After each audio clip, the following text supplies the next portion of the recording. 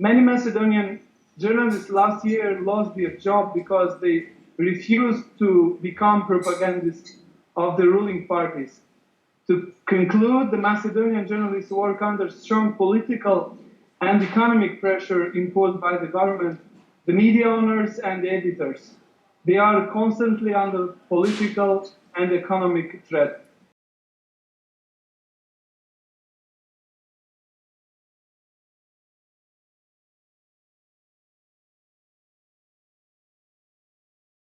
The new media law that was adopted last year is more restrictive than the previous. It has articles that can be misused to intimidate and punish critical media. The law introduced the definition of journalist in order to license the journalist profession.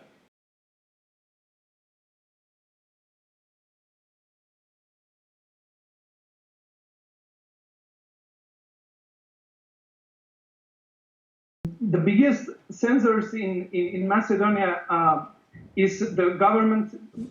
The government does not allow criticism in the media because it's being controlled by tycoons who at the same time are media owners. The tycoons, in order to protect their economic interests, sacrifice their media, and they place editors with Biden journalists who not only do not criticize the government, but they worship it.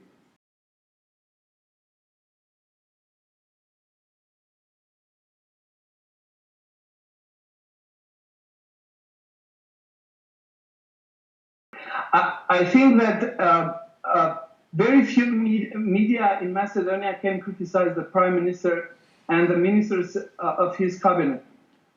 There is almost no one to investigate corruption in his government, although a public secret is that this government is spending a huge money on unproductive projects.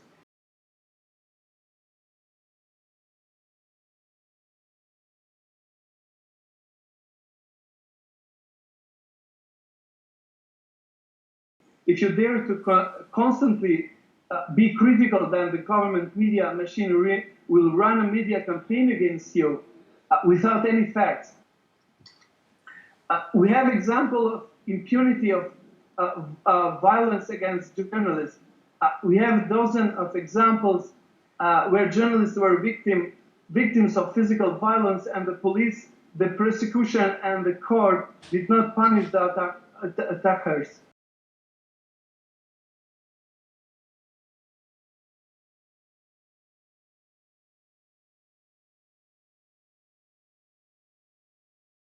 There are many journalists who are not insured and work without contracts.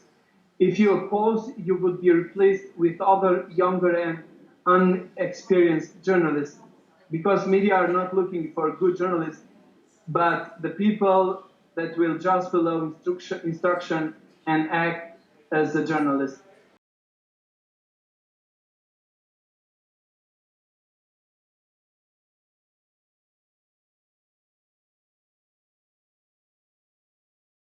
I have to say that these reports are completely objective and correct.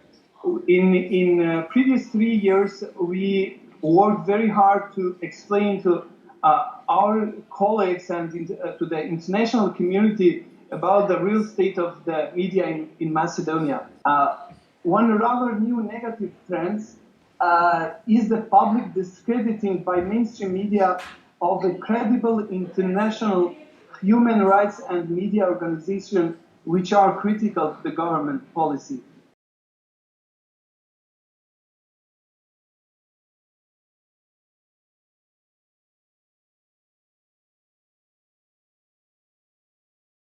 It's very easy to solve those problems, but I do not see the political will from the Macedonian government to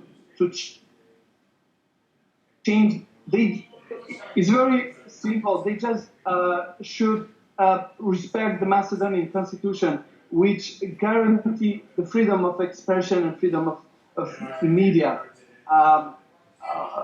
But we have we do have a very concrete proposal how to solve this situation, but unfortunately, until now, they are not willing to accept and to discuss about these measures.